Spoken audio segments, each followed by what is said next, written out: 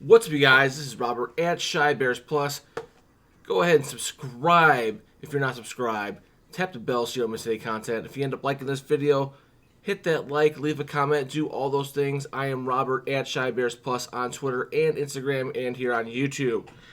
What we are here to discuss today is the Chicago Bears Week 9 loss.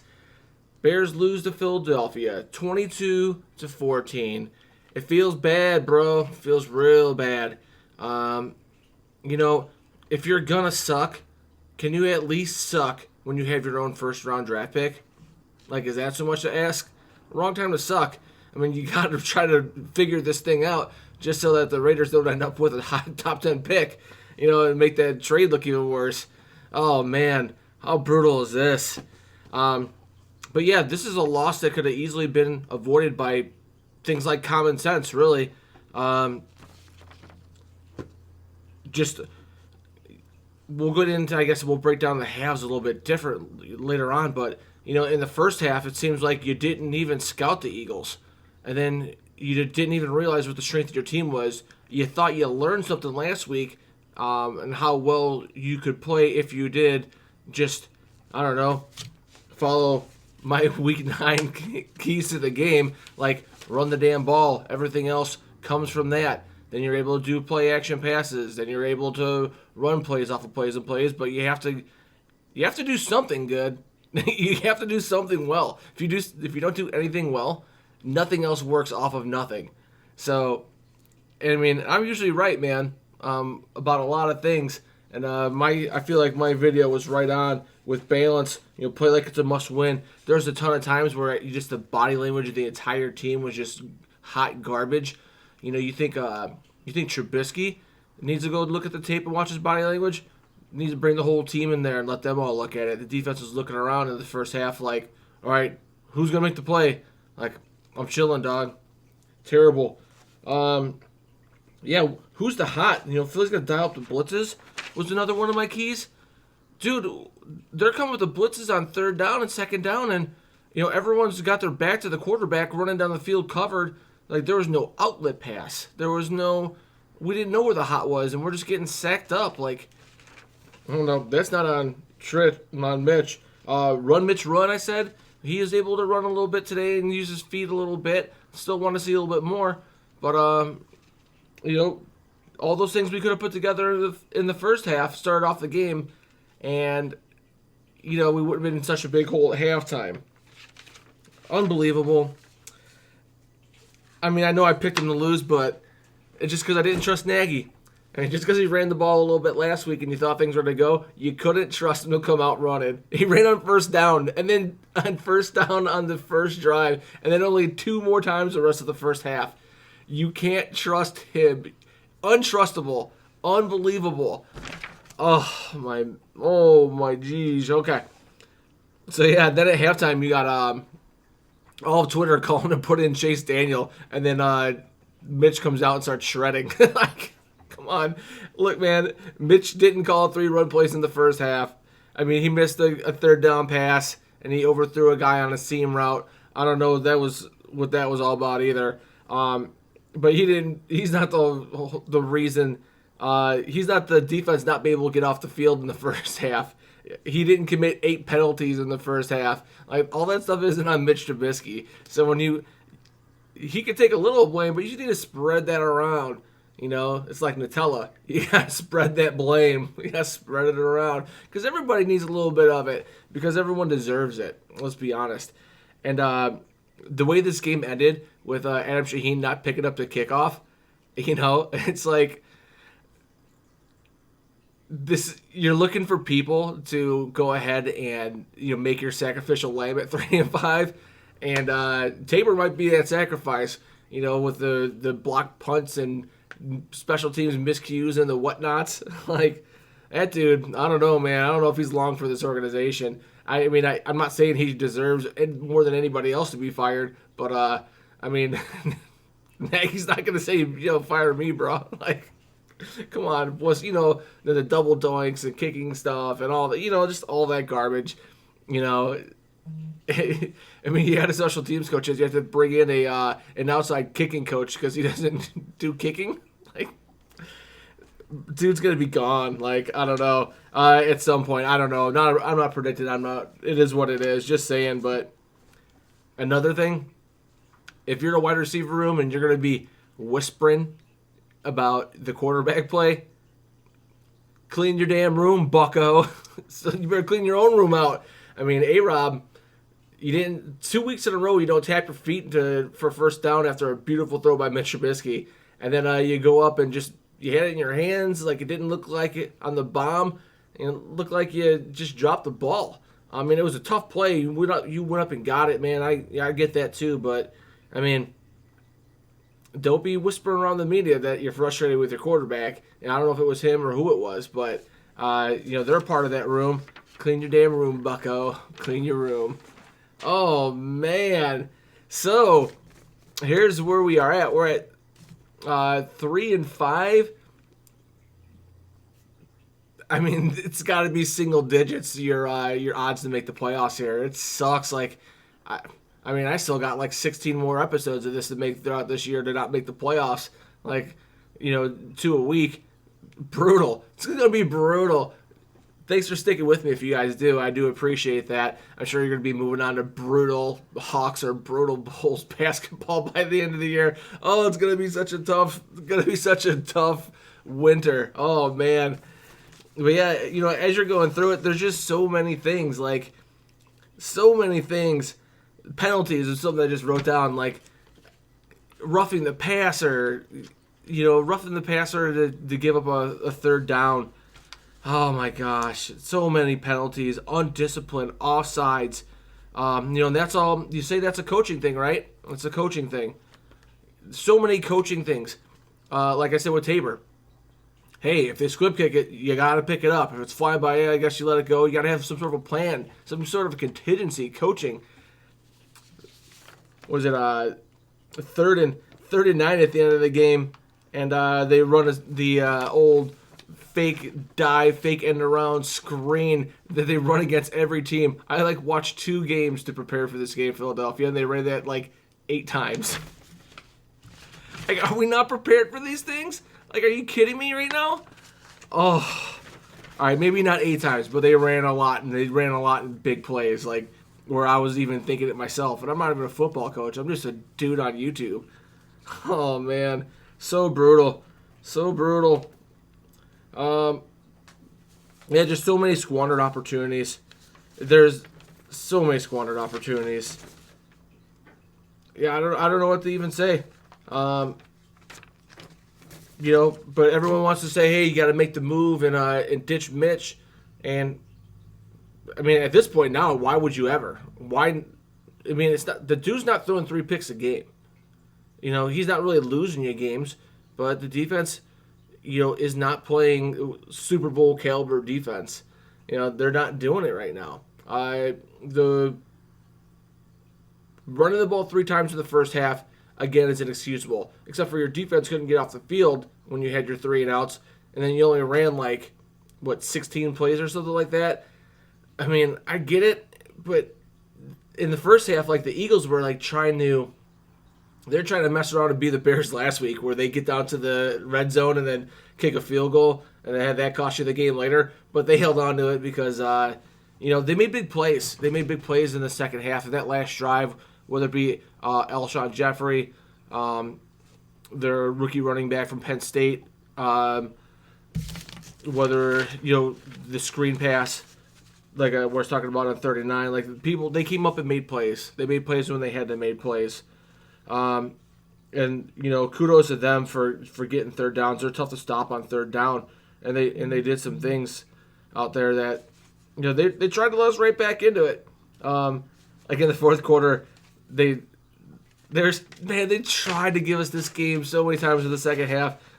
Jeffrey dropped that ball, and I was like, good, I'm glad that snitch dropped it. I didn't like him when he was here anyway. I thought he was so disingenuous. Terrible. Oh, man. So many things. I make all these notes throughout the game.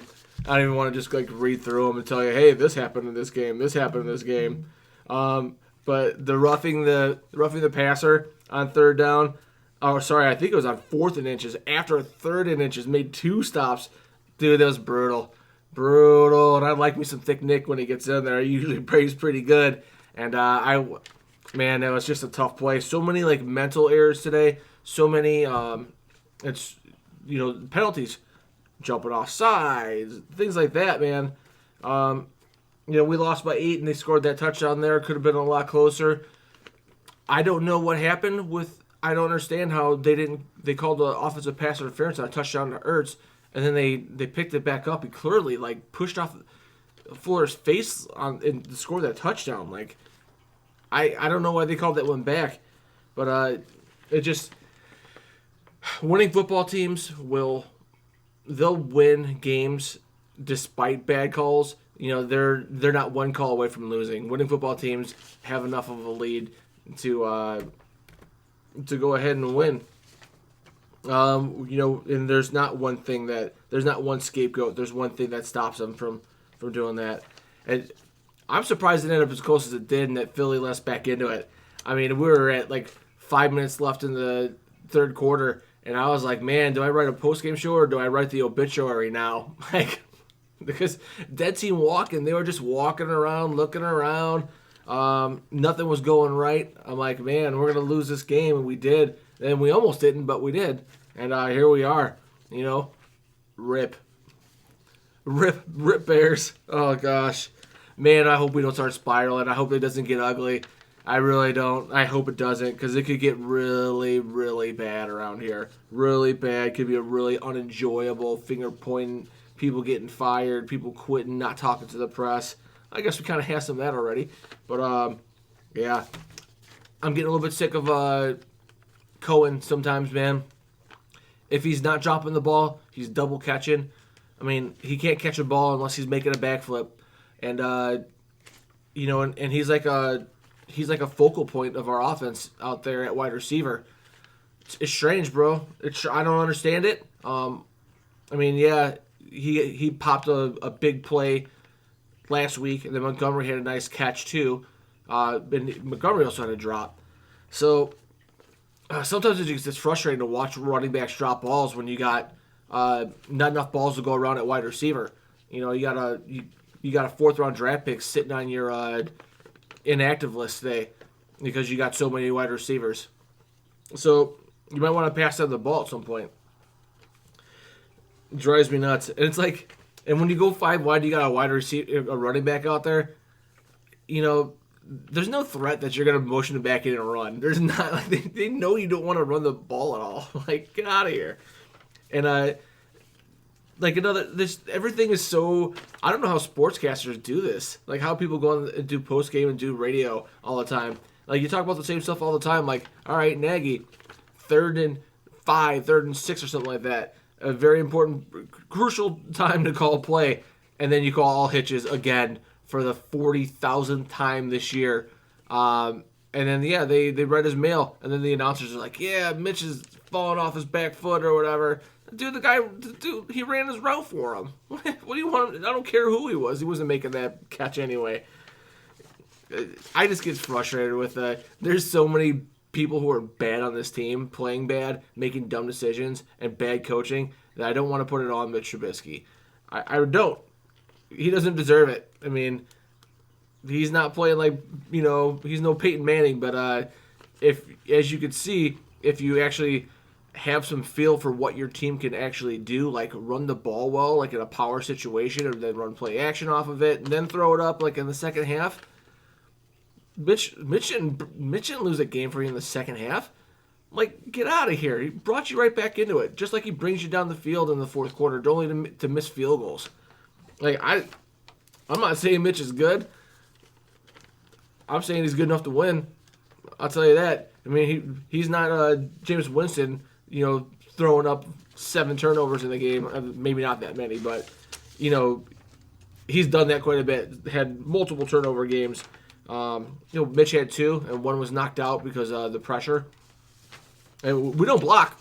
There's another thing, too. We don't pass block. We have some issues, real issues, with clean pockets and stuff. I can only imagine why he's gun-shy and stepping up. You know, especially the tackle positions, it feels like you're always getting pressure out of there.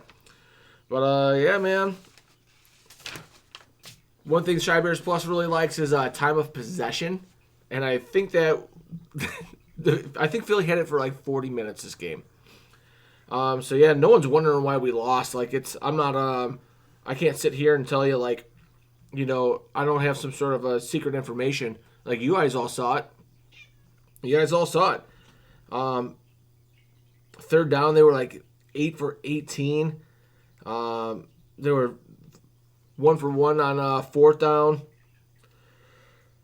We only had 164 total yards, 102 passing yards, 62 rushing yards. And that was all in the second half. Like because we refused to come out and run the football and gave up on them. I think the second drive we went like pass, sack, pass, drop, pass. After you come out the game running on first down and gain 5 yards, just don't get it, bro. I don't understand the play calling. Was Nagy even calling those plays in the second half? Because like there was like a little sense to it, like for 80% of them, you know, except for the all hitches. And then there's 2 plays in the second half where it just blew my mind. 3rd and 9, and 3rd and 9 we run play action with like 3 people out in routes. Really? Like your play action? You think that we're gonna run that? Like we're gonna try to get 9 yards running the ball?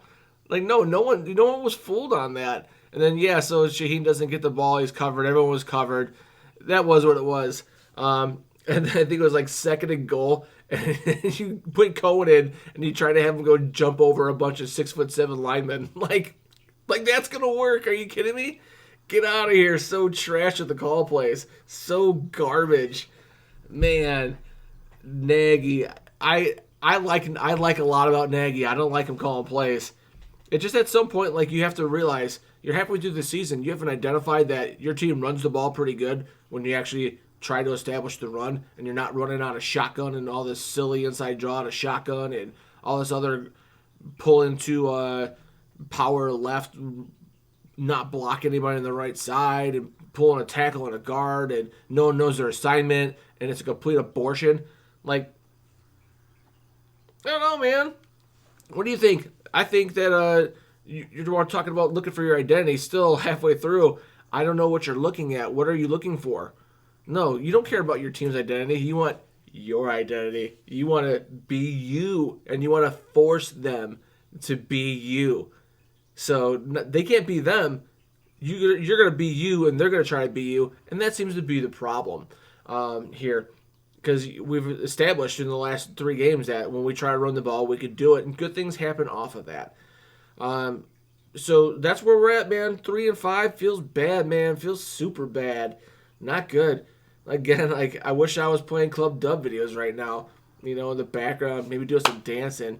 I bought a sweet Bears chain, a swag hang chain to throw on after every game when we get the dub for these videos.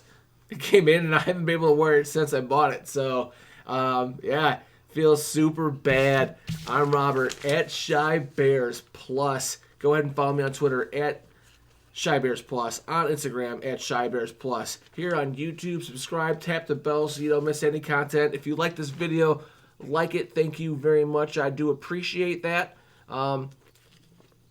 Leave a crispy comment. And, yeah, from here on out, like, I'm just going to say it now. I don't think we should play Chase Daniels. I think that's poppycock, complete hogwash. See what you got with Mitch.